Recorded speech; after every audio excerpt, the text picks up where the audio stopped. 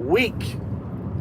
This is a quick morning commute check-in with Avi Penhall. You're watching the Proximity Portal. I have one question this morning, and that is this the moment that the Maga movement folds? The Epstein files have been a source of controversy and grifting by Maga influencers for quite some time, and now all of a sudden they're telling us there's nothing to see here, folks. Now, I know you're sick of hearing that, but here's my thought about it this morning. This could be the opportunity for those of you who are still holding fast to Donald Trump and MAGA as being somehow outsiders and not political, mainstream politics. This is your chance to recognize just what happened, and perhaps this is the time for conservatives to be able to return to being conservative instead of neo-fascists. What do I mean by that?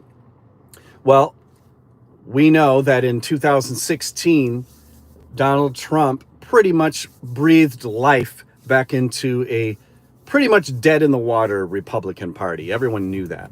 Now, simultaneous with that, we had years of the Tea Party movement that was picking up steam, and really the only life left in the conservative base was the Tea Party.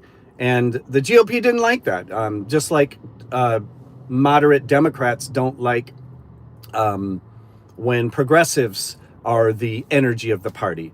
Also in 2016, if you would remember, the life of the party and the Democratic Party was Bernie Sanders. Clearly, I was in Houston, Texas at the time, and went to a Bernie rally there. It was packed. I couldn't even get out of the place for 2 hours, and I only lived 10 minutes from there. Clearly, the energy in 2016 was with Bernie Sanders. And of course, the Democratic Party routed him out. And same thing with the GOP, only their populists actually won, much to the chagrin of a lot of people. That's why you can go back to 2016 and see all the current players, Rubio, even JD Vance and all them, talking all kinds of crap about Trump. And of all of a sudden they had an about face once he came to power the first time and now the second time. Now, my whole point in saying all this is that when that happened, a lot of the traditional conservative values for the Republican Party were replaced by authoritarian, far right-wing populist rhetoric. Most conservatives did not subscribe to that. A lot of them may have subscribed to one or two ideas, but they weren't like wholesale, like authoritarian populists. And that shifted. And because it worked, and because so many people resonated with, because they hate the government, which is understandable in a lot of ways, it took off. And so now we have the GOP was completely taken over by MAGA. But we might be at a moment right now where MAGA is actually at a crossroads. Now, it seems like they're at the height of their power. Trump is pretty much controlling the entire government and full steam ahead. But this Epstein thing, which we have to remember, the Epstein conspiracy, which I don't actually even know that much about, but the Epstein conspiracy is what brought a lot of these people over into the MAGA movement, who were not traditional conservatives. They probably weren't even voters.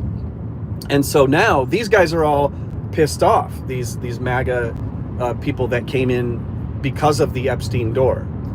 So my question is, and I'd like to know what you guys think about it, is this a moment that the Republican Party can return to just being conservatives instead of being neo-fascists? Now, I don't really care. I'm not a conservative or a Republican, but I'm curious about that. And I would say to those of you who got caught up in the MAGA stuff and you're conservative, you can't possibly be supporting what's going on now. They're burying this the Epstein story. They're trying to very, very hard, and they've revealed their true colors. all the key players, Kash Patel, um, Dan Bognia, whatever his damn name is, they've revealed their true colors. Just a couple months ago, they're talking about, you know, how we're going to release the episode. That's how they got elected. They ran on this, they grifted on this, and now the very thing that they used is gone. But a lot of Trump supporters, I have family members who are Trump supporters, they say that that's not why they were voting for him. They were voting for him because they have values of, you know, they're pro-life, or they don't like transgender bathrooms, stuff like that. Those are, you know, conservative values that, you know, we don't have to agree or disagree on at this point. The point is that you can be a conservative and not be MAGA. So is this the opportunity for conservatives to reassert themselves in the GOP? Or am I just like, is this empty speculation that has nothing? I want to know what you guys think.